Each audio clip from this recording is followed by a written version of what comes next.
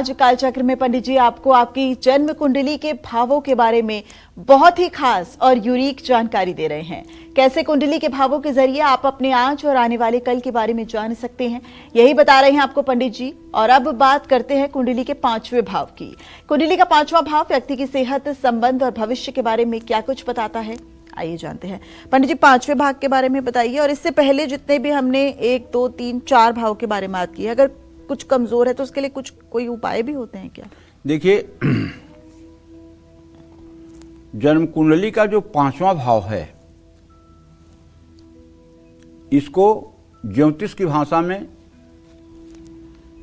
विद्या का भाव, संतान का भाव, उपासना का भाव और विशिष्ट धन का भाव और ज्ञान के भाव के नाम से इसको जाना जाता है। कुंडली के 5वें भाव का जो संबंध सीधा बनता है वो संतान से, जीवन साथी से, अपने गुरु से। कुंडली के 5वें भाव के शरीर के अंगों से संबंध पीठ, पसलियां, अग्नाशय, नाभि, कुंडली के 5वें भाव से भविष्यवाणी। अगर प्रथम दृष्कांड में जन्म होगा तो ये पेट का प्रतिनिधित्व करेगा, लेकिन अगर प्रथम दृष्कांड में नहीं है, द्वितीय दृष्कांड में है, तो ये अपेंडिस जैसे रोगों का, गाल ब्लेडर जैसे रोगों का प्रतिनिधित्व करने लगेगा। लेकिन अगर ये तीसरे दृष्कांड में है तो घुटने के नीचे के रोगों को ये प्रतिनिधित्व करेगा। तो कहने का मतलब, मंगल कार्य, ननिहाल, पूर्व में किए गए पुण्य पाप का पता 5म भाव से लगता है।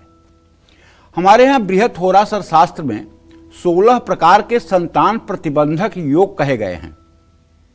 सर्पशापा सुच्छ योग, मातृशापा सुच्छ योग, भातृशापा सुच्छ योग, मातुल शापा सुच्छ योग, गुरु शापा सुच्छ योग, स्त्री शापा सुच्छ योग। इस तरह से 16 श्राप का वर्णन किया गया है। जिन लोगों को संतान की प्राप्ति नहीं हो रही है, अगर आप उनकी कुंडली को ध्यान से देखेंगे तो इन 16 में से कोई न कोई अभिशाप उनके साथ जुड़ा होगा। जैसे सर्पशापा सुच्छ योग होता है कि जब कुंडली के 5म भाव में मेष या वृश्चिक राशि हो, उसमें राहु हो या राहु की दृष्टि हो या केतु हो, तो सर्पशापा सुच्छ योग होता है। ऐसे लोगों के अपूर्ण गर्भ नष्ट होते हैं और संतान होने के बाद भी मृत्यु को प्राप्त होती है।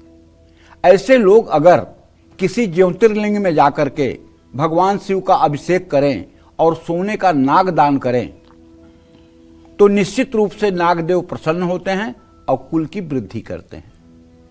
इसी तरह से मातृशापा सुच्छ योग है, मातुल शापा सुच्छ योग है, भातृशापा सुच्छ योग है। इनके अलग अलग उपाय शास्त्रों में वर्णित किए गए हैं। अगर मैं इन 16 श्रापित के बारे में बात करूंगा तो कार्यक्रम की समय की एक निश्चितता को देखते हुए कार्यक्रम बहुत बृहत रूप ले लेगा।